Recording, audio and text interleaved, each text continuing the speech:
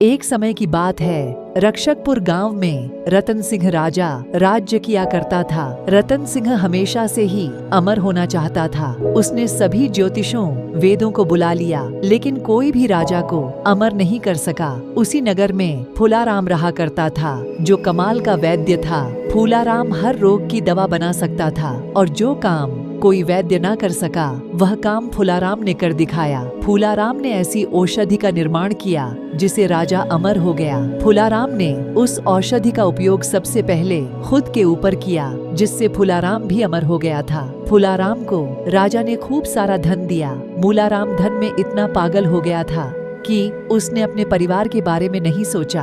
एक दिन फूलाराम का बेटा दिल में दर्द उठने की वजह से अचानक चल बसा। अपने बेटे की अकाल मौत ने फूलाराम को तोड़ कर रख दिया। उस पर दुखों का पहाड़ टूट पड़ा। कई दिनों तक फूलाराम अपने घर से नहीं निकले। उनको कुछ भी समझ में नहीं आ रहा था। अपने ऊपर ही गुस्सा आता था कि उन्होंने राजा को अमर बना दिया, खुद को भी अमर बना लिया, लेकिन अपने बेटे के लिए वह कुछ नहीं कर सके। वह उसे बचा नहीं पाए। वह बचा तो सकते थे, पर उस तरफ उन्होंने सोचा ही नहीं। बेटे के दुख में यूं ही कुछ दिन गुजर गए। एक दिन फूलाराम ने तय किया कि उनका बेटा गया तो गया, लेकिन अब और किसी का बेटा नहीं जाना चाहिए। वह ऐसी औषधि बनाएंगे जिससे यह धरती मौत से परे हो जाए। इस धरती पर अब मौत नहीं आएगी। वह अमर होने की औषधि बनाएंगे। अब तक उन्होंने खास लोगों के लिए वह काम किया था, अब आम लोगों के लिए भी यह काम करेंगे। वह अमरता की औषधि बनाकर रहेंगे। अगले दिन से उन्होंने उस औषधि पर काम करना शुरू कर दिया। वह सब काम छोड़कर उसे बनाने में जुट गए। एक सस्ता, सुंदर और टिकाऊ इलाज जिससे सभी को अमरता मिल सके। वह दिन रात उसमें लगे रहते, न खाने की परवाह और न सोने की। उनके जुनून को देखकर उनकी पत्नी परेशान हो गई। उसने फूलाराम से कहा, ये सब मत करो, प्रकृति से छेड़छाड़ मत करो। जब आप राजा के लिए औषधि तैयार कर रहे थे, तब भी मैंने टोका था, अब भी कह रही हूँ, इसे छोड़ दो, जिद न करो। मरना जीना भगवान के हाथ में होता है, उसमें दखल मत दो। लेकिन फूलाराम मानने को तैयार नहीं थे।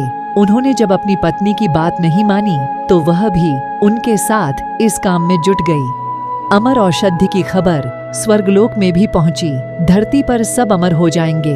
यह सोचते ही इंद्र परेशान हो गए। उनका सिंहासन डोलने लगा। उनके स्वर्ग का अब क्या होगा? मृत्युलोक के प्राणी अमर हो जाएंगे, यह कैसे हो सकता है? इंद्र सोचने लगे कि अब क्या किया जाए। उन्होंने सोचा कि सबसे पहले क्यों न फूलेराम को समझाने की कोशिश की जाए। वह खुद फूलाराम के पास गए और समझाया, यह तुम क्या कर रहे हो? तुम संसार के नियमों को क्यों तोड़ना चाहते हो? और फिर तुम जिस बेटे के लिए ये सब कर रहे हो, वह तो स्वर्ग में बहुत मजे में है। चाहो तो तुम उससे बात भी कर सकते हो।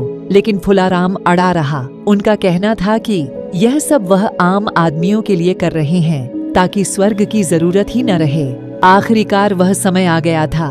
फूलाराम ने औषधि में आखिरी जड़ी बूटी भी मिला दी थी, जिससे उनका चेहरा चमक उठा। तभी वहां विष्णु जी प्रकट हुए। फूलाराम विष्णु जी का बहुत बड़ा भक्त था। विष्णु जी ने फूलाराम से कहा, जब मनुष्य बना तभी उसकी मृत्यु निश्चित हो गई। तुम्हारी इस दवा से पृथ्वी का कर्म चक्कर बदल जाएगा, जिसे परले आ जाएगी और पृथ्वी का अंत हो जाएगा। फूलाराम यह सुनकर आशाचकित हो गया।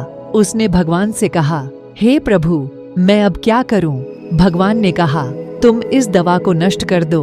और इतना कहकर विष्णु जी वहां से अदृश्य हो गए।